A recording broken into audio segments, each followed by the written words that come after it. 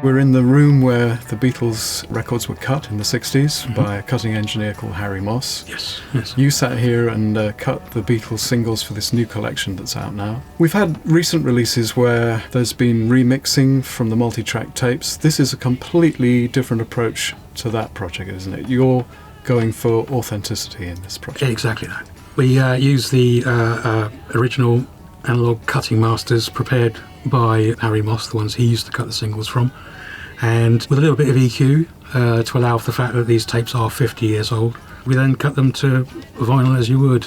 It seemed like the obvious thing to do, actually, with the singles, is to do them all analogue.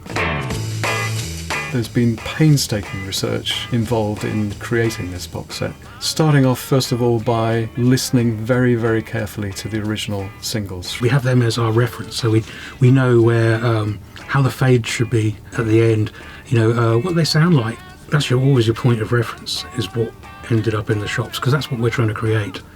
The great thing about when you approach a project like this is that you can get access to the original master tapes, and they've been preserved very well over the years. Originally in the 60s, these singles would have been on singles reels, and there would have been a number of singles from various artists. And in the 70s, with all the Beatles' success, it was decided that these Beatles singles will be cut out from the singles reels and put on their own individual reels and then stored in a secure area. I made digital copies of them to work from. So if I'm going to be test cutting and trying EQ, the last thing we want to do is put 50-year-old tapes on there and keep on spooling them backwards and forwards. So we make a high-res copy of it. I can do my work, and then when I'm happy with the test cut, I then go back to the tape and then cut it. So we reduce the wear on it. Yeah. These things are the historical value is it's priceless, really, isn't it? So you want to use them as little as possible. Yeah. You had the advantage, of course, of being armed with the original paperwork from the 1960s. Yes.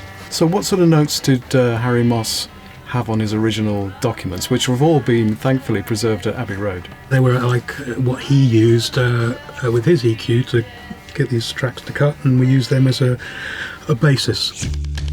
You can have some improvement because Harry had to worry about a needle jumping out of a groove because of a bit too much bass. Yes. That's not a worry for you anymore. No, his task was to cut them as loud as possible. And we don't have that because, firstly, we're not trying to compete with anybody. These aren't going in a jukebox. We're not worried about level. What we're worried about is the cleanliness of the sound.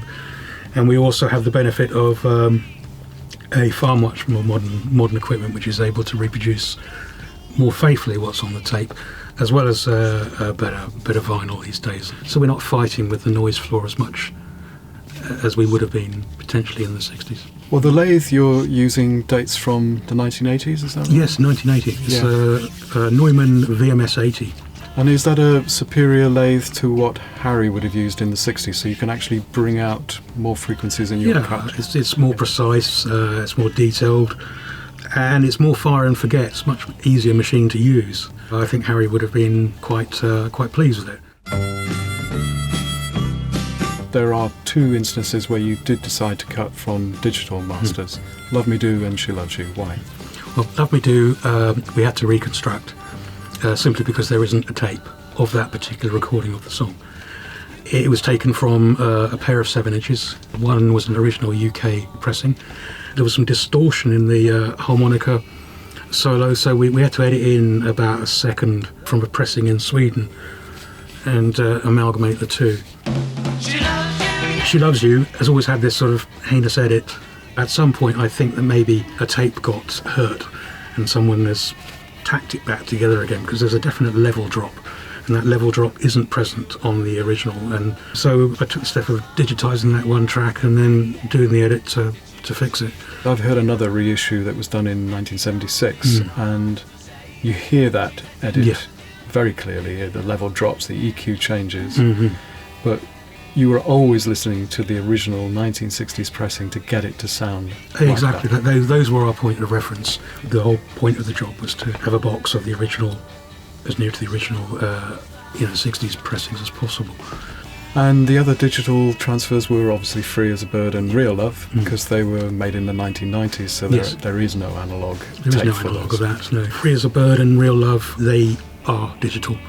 So I use the original tapes of those.